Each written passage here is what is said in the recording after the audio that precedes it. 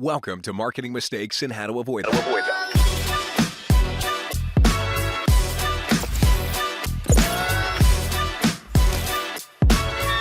Here's your host, Stacey Jones. Welcome to Marketing Mistakes and How to Avoid Them. I'm Stacey Jones, and I'm so happy to be here with you all today, and I want to give a very warm welcome to Joel Freund. Joel is the founder and CEO of Fluix Media, a marketing agency with a focus on building personal brands for B2B executives. As an entrepreneur, Joel currently manages some of the largest personal brands on LinkedIn, helping executives maximize their brand visibility and increase their sales leads. His dedication has earned him recognition in leading industry publications such as Forbes, Entrepreneur, PR After Hours, and others. Today, Joel and I are going to be chatting about how you can leverage LinkedIn to grow your own personal brand. We'll learn what works from Joel's perspective, what should be avoided, and how some just miss the mark. Joel, welcome. So happy to have you here today. I'm happy to be here. Well, what I always love doing is starting off, how did you get here today? What made you the master of LinkedIn personal branding? So first of all, we have to establish that I'm the master. I'm not so sure about it, but yeah, it's a long story. When I was 18, I couldn't sign my own name in English, believe it or not. And today we are sort of in a business that we're writing professionally for so many great brands out there. So it's been a long story, but in my previous position, I was the CEO of a technology company that was in the telecom space. It was a startup when I came in, and as a lot of technology startups work, they raise a lot of capital when they get started, and in our case, they spend it all on development. And when I came to getting the product to market, it was very, to say the least, it was very, very few marketing dollars left in the bank. And we had to figure out how to get this thing off the ground without a very big marketing budget. So one of the tools that I tried was LinkedIn, and it's been an unbelievable, powerful tool that I did not expect. I did not see that coming, and it opened up doors for us. I was in almost every single state. I broke into industries that was impossible. It was considered impossible to break into, and since then it's been an amazing journey. And later on, companies approached us, like, how do you do it? They see me on LinkedIn. What's the secret? Can you teach us? Can you tell us? Can you help us? And this is how Fluix Media was founded. Well, that is a very good story. So when you're working with a new partner, how do you get started? So what we typically do, the first step is we take a real deep dive into understanding everything there is to understand about a business and about the person and about the person behind the brand. So this is a very interesting marketing approach that in the last I would say last like 15 years, this has become the new norm. It used to be that people would buy and people would get sold into a marketing story of a company, corporation, a success story. Like, who knows the name of the CEO of GM or Chrysler or Ford? Very few people, unless you are an historian or you know how to use Google and read Wikipedia pages. But most people who drive a Ford or a GM don't know the name of the founder or the CEO or whatever. Who knows the name of the founder of Tesla? Everyone. I think everyone knows the name of the founder, even the people who don't know what Tesla is all about. They know the name of the founder. And you get the point. In the last 15, 20 years, this has become very much the new way of doing marketing. People like to understand the person behind the idea. They don't want to be sold on the corporate America dream, professional story, the polished picture, the finished product. Give me the story, give me the journey, give me the struggle, give me what's going on behind that company. How did it happen? What's the story? And this is where personal branding comes in. People need to understand what is it that drives you. They want to connect in a meaningful way, human to human. And the companies who do it well, the companies who understand it and do it well, those are the companies who are extremely successful. And so when we engage in business with anyone, any new company comes on board, the first thing is when we take the time to not only understand the company, every nuance and every detail, but we also take a deep dive into the founder, whoever that person is. And sometimes it's the founder, sometimes it's someone else in the company, but there's always a person behind, in the background, sometimes even even behind the scenes. It's not always the person that is in the forefront, but sometimes it's the person behind the scenes who is the driver, who is the person behind the brand. And we get to learn their story, understand everything there is to know about them, so we can take their story and share it with the world. That's the essence of what we do.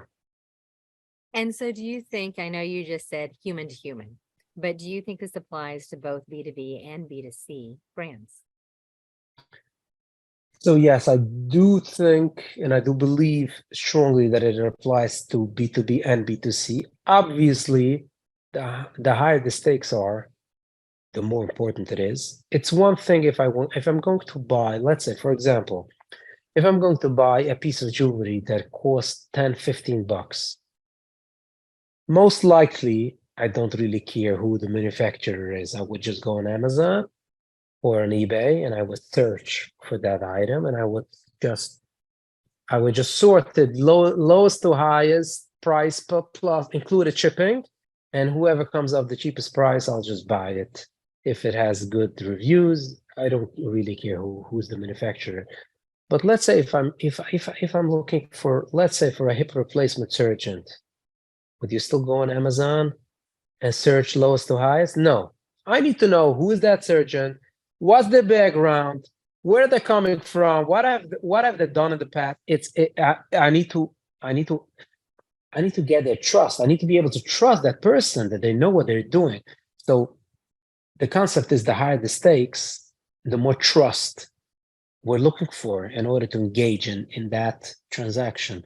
So yeah, so in the B2B space, typically we're talking about, I'm trusting my business, I'm trusting the well-being of it. It doesn't matter what it is, but we have clients in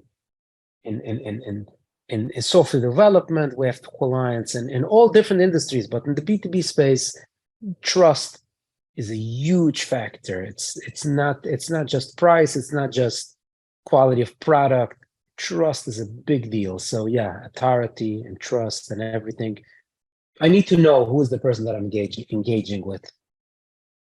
Now, you used Elon Musk as an example earlier, and for many, actually, he's very polarizing, right? And when you're working with B2B brands, my assumption is the goal with LinkedIn marketing is not to necessarily be polarizing, but to still be authentic and to get your message across while working to still traverse the landscape of not hitting any minds along the way. You are asking the billion-dollar question. And that is actually the question that most people have when we're talking about personal brand. Reality is that it's almost impossible to create a personal brand without, how do I say it in a nice way? Without Offending someone. if you are going to stand for something, you're probably offending someone. Yes. But let me tell you this: if you're not standing for anything, you're not talking to anyone. You're not making a real impact. So yes, I'm not advocating for being polarizing or engaging in politics or any of those stuff. I don't, if you look at my content on LinkedIn or any other platform, I'm not engaged in political or polarizing conversations because, to be honest, I don't care about it. It's not my thing, and I don't have a strong opinion either way. If you're asking me about politics, I probably hate both sides of the aisle equally. I don't want to offend anyone. But the reality is that's not my thing, so I'm not talking about it. But you have to be able to stand for something in order to be able to resonate with your audience. So I don't think it's a good idea to hold back. I think you should speak your mind, and even at the cost of alienating some audiences, because this is the best way how you can resonate with your audience. If you are going to try to satisfy everyone, you're not talking to anyone. You might as well just give everyone ice cream, because you're not selling anything to anyone. You're not resonating with anyone. You have to be able to stand for something. It's a long topic. I don't know if we can cover all of it today in this format, but it is a big topic, and I think people in today's day and age are very much afraid of speaking up and standing for something because of the cancel culture and everything. But the reality is, those who have the courage to stand up for what they believe in, those are the people who make the big difference. Those are the people who resonate with their audiences the most, and they it doesn't matter whether it's politics or business or anything, whatever your agenda is. If you want to make a difference, you have to stand for something.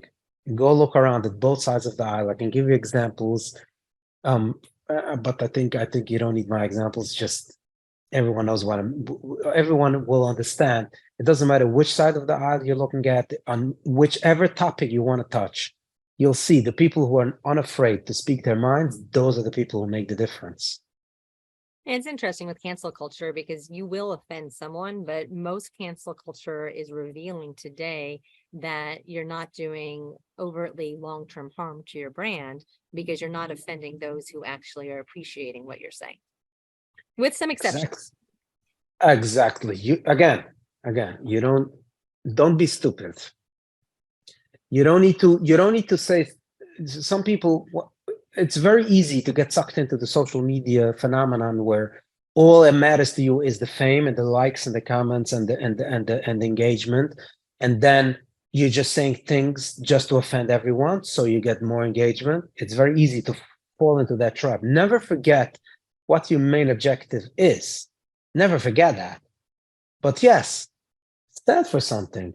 And that is going to, if you are going to make a impact on someone, you are also going to offend someone. But if you know your audience, you know who you're looking for, you know what you're saying, and you know what you stand for, that won't be a problem. So let's move back into you're working with a client and you're helping them determine what their personal brand actually is. And they've come up and they've figured out who they are. What do you do at that point? How do you fully leverage LinkedIn? And it's more than just building a profile. It's more than just posting on occasion. What is your strategy? So the strategy is, number one, learning everything there is to know about the audience. Having like, in a way, having like an avatar of who is your ideal customer, who is that audience that you're talking to.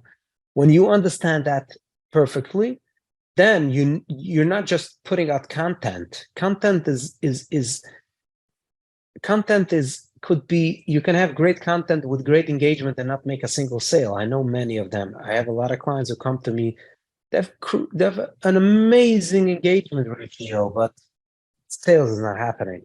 So you need to understand your client. You need to understand how to connect with them, and then once you understand them, then we build a strategy around that, building the authority, building the connection, building a relationship that you're target audience should appreciate who you are and what you stand for, what you're selling, and then eventually that leads to business. So it's a comprehensive strategy, not only on content, but also on engagement, and it takes into account everything from growing the following, connections, private messaging, taking care of the private messages, the inbounds and the outbounds, and engaging with other people's content in your target. Everything. It needs to be comprehensive. You cannot expect to walk into a community and just post your own stuff and expect people to connect with you, engage with you. It's almost like you're walking into I always use this example because this is the easiest to understand. Imagine you walk into a networking event and all you're doing is you're telling everyone how great you are. No one is interested. Everyone is there to do business and everyone is interested in themselves. They're not interested in you. No one is interested in me. The way I get people interested in me is by me becoming interested in other people. I need to communicate with them. So I would spend more time listening to other people than having other people listen to me. So 10% of the time is me talking, but 90% of the time is me listening to other people. And this is what you're doing when you're engaging on the platform. You're commenting on other people's posts. You're messaging other people, but not in a way like, here's my product, I'm the best, I'm great, buy from me. Like all those, we're all used to those private messages where everyone is pitching their product to us. We're getting hundreds of those every day. Stop. Become interested in other people. You'll be amazed of what it's going to do. The most important book to understand LinkedIn is, it's going to sound funny, it's going to sound interesting, but read the book How to Win Friends and Influence People by Dale Carnegie. I know LinkedIn didn't exist when he wrote that book, but those principles is exactly what you should be doing on LinkedIn. And so what that means is not just doing a newsletter, not just doing social posts, more so going in, joining groups, looking at what's showing up in your feed, commenting on those that you know, commenting on those that you don't know. What else could someone be doing? You want to be connecting with your target audience, understand who is your client, who is your ideal client. Connect with them, but don't just send a connection request. Look them up. Spend 3 minutes of your time, not more. I promise you, it doesn't take more than 3 minutes. Spend 3 minutes, look up their profile, look what they do. If they've posted something in the past, look it up. Try to understand them. If they have a website, you can find it in literally 3 seconds. Google is going to give it to you. Find it. Look it up. Are they posting on other social platforms? Find out. It doesn't take more than 3 minutes, literally, of our time to find out everything that's available about the prospect that we're looking to engage with. Spend that 3 minutes, and then when you send a connection request, write a custom message. Customize it. It's a human being. This is not a plastic screen. People tend to forget it. They sit at a computer. They think this is it's just a video game. It's not. Those are real people behind that. Engage in a way that you would engage if you meet this person face to face. What would be the conversation? And it's an unbelievable opportunity that we have so much information at our fingertips. It literally takes no effort, zero effort, to find out so much information about that prospect. Use it. I'm telling you, 99.9% of people who are on LinkedIn or any other social platform who are doing virtual outreach are not doing it. So it's so easy to stand out because all you need to do is spend that minute or 2 or 3, find out what you need to find out, and just message them and connect with them in a meaningful way. It's going to blow your mind what it's going to do to your LinkedIn strategy. Is there any other suggestions that you have? Where are other ways that someone could improve their own presence on LinkedIn? Content is a very strong way on how to present yourself to your audience, and a very non-threatening way. Usually people are very turned off every time you approach someone. The first thing that comes to mind is, what is this person? What does this person want from me? What is he going to sell me? He wants something. What's his agenda? That's the first thing that comes to mind. And it's a huge turn off. Content gives you the ability to present yourself in a way, install in their brains, in your prospect's brains, you can install information that you want them to know about yourself before you even reach out to them the first time. And it's a very natural way. You're putting it out in content. It's not direct. You're not pitching. You're just letting them know what is it that you want them to know about you. So when you get to talk to them face to face, they already have a preconceived notion of who you are. What is it that you want them to know? This is what you should be sharing on LinkedIn. Share your story. Share how you got into what you got into it, to whatever it is that you're doing. People are always telling me their biggest challenge is how to come up with ideas of content, how to do content. Anyone who is in business, anyone who is doing anything in business has so much to share. You just need to look at your calendar, look at your schedule, look at your to-dos. There's always something happening.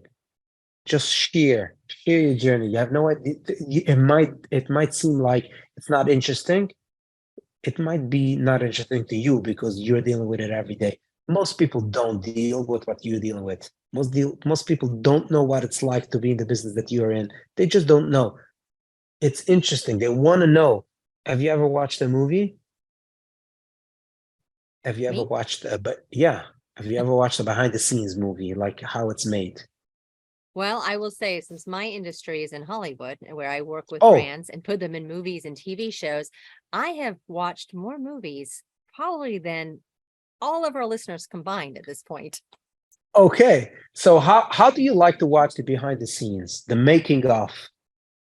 Have It you ever feels seen very those? real life to me. Yes, I have. Is it in? And it's interesting because it gives you, the part of the access that most people don't get to have. When we bring in clients to a production, when we're shooting a movie or a TV show and having their brand become part of that storyline, one of the first things that we typically try to do is get the client on set, because it's way more interesting to them to be able to see that versus just the end product, because they want to know the story of the making of. Exactly. So this the business, and it's not only business, it's just real life. Real life is people want to know, they want to get a scoop. They want to know what's happening behind that finished product, that fancy screen, that beautiful scene. What is it like? What is it like? What's happening backstage? And this is what you can give them in your content. This is the best format of content. Just share with them. Everyone is so fancy. Everyone has access today. Like I remember 20 years ago when I was trying to put up my first website, I needed to spend a lot of money, a lot of skill. Like today, everyone has a fancy website. It's so easy to do it. Everyone is having a fancy phone system. You call in, even if you have a one-man shop, you'll hear, or you'll get those fancy recordings. For customer service, press 1. For this, press 2. Everyone is so fancy and everything is so professional. Okay, that doesn't sell anymore. Okay, people want to know the real story behind it. They want to see behind the scenes. And when you share content, you share authentically share your struggles, share the real story, share the imperfections. What's so interesting about seeing a behind the scene movie? What's so interesting about it? It's interesting because the imperfections, the mistakes, the shots that did not work out. How many shots did it take to get it right? This is the real thing. This is what connects. If you want to connect the characters to the audience, there's nothing like it.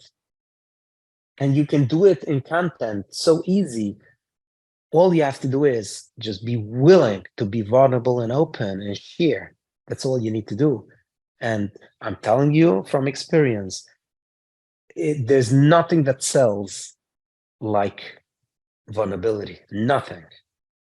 No, I'll share, I do a weekly newsletter, and the newsletters I write where I share where I've screwed up, where I've had setbacks, where I've had massive learning lessons. And I've been in this industry for 26 years. I've had a lot of screw ups over the years. I've made a lot of mistakes. And that's what's valuable about people working with me is I know how to have them not make the same mistakes.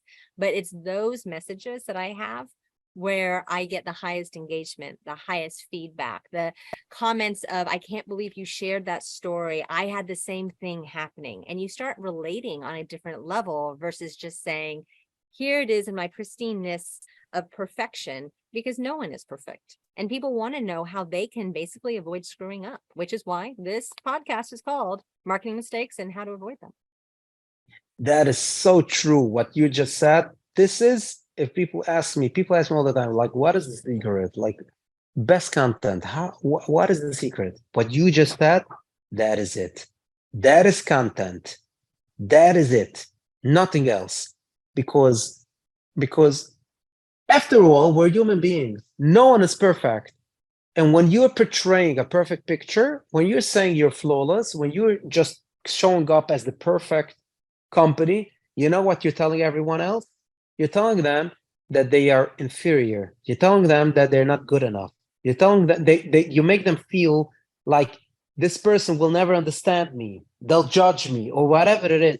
When you're showing up the real thing, no, we're all screwing up. We're all making mistakes. Yeah. We're human beings. And now the audience feels like, okay, this is someone that is going to understand me. This is someone I can trust. This is someone who's not going to judge me.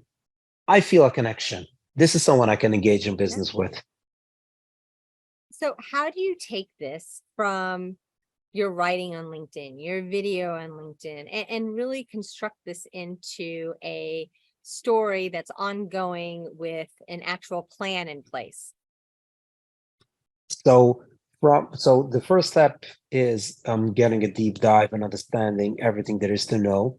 And it's not only about understanding the business and the person, but it's also understanding their voice. We're taking their voice, the way they would write, the way they would speak, their expressions, words they use, words they don't use, the vocabulary, everything, all the nuances to be able to properly present a personal brand. So remember, it's one thing to present a company, but presenting a human being, presenting a personal brand is a whole new level.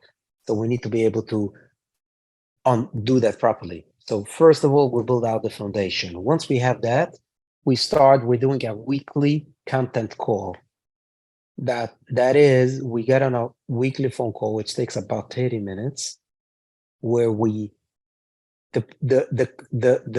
client doesn't even know what we're looking for. We have the strategy. We know exactly which pieces of content we need according to the strategy. And then we will just have a conversation, just like we're having right now. We're asking the questions, and we allow the prospect, the client to speak. We let them talk. They don't even know what we're looking for, but throughout the conversation, by having this conversation, we pick their brain and we get out what we need in terms of content. And then we use their own words and we turn that into whatever we need to turn it into, whatever.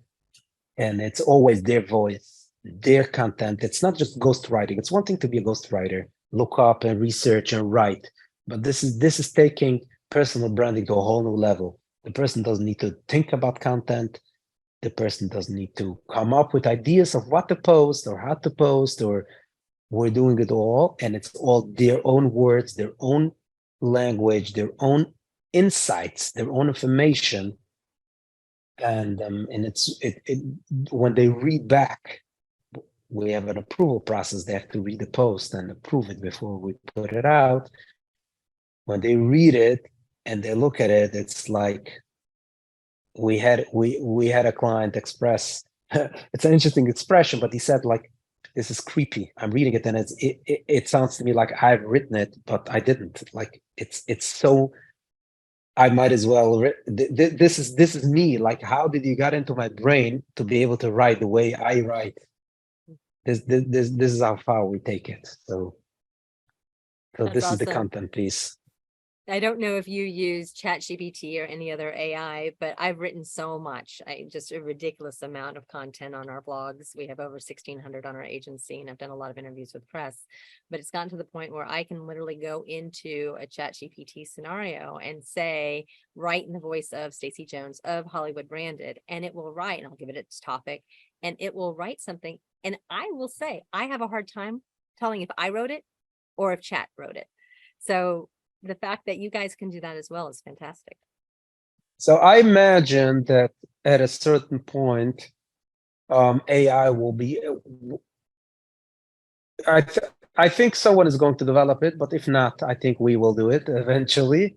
Develop a tool through ChatGPT where we can plug in the data points from our voice guide for the client, and then the ChatGPT will be able to create posts in that specific language, because after all, we have a very detailed voice guide, and I wish there would be a tool where I can just plug it in.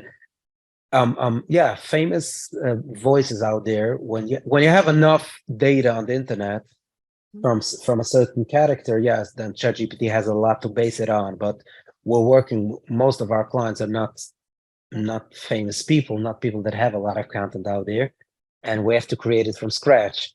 So yeah, I hope someone will do it one day, and if not, maybe perhaps we'll do it.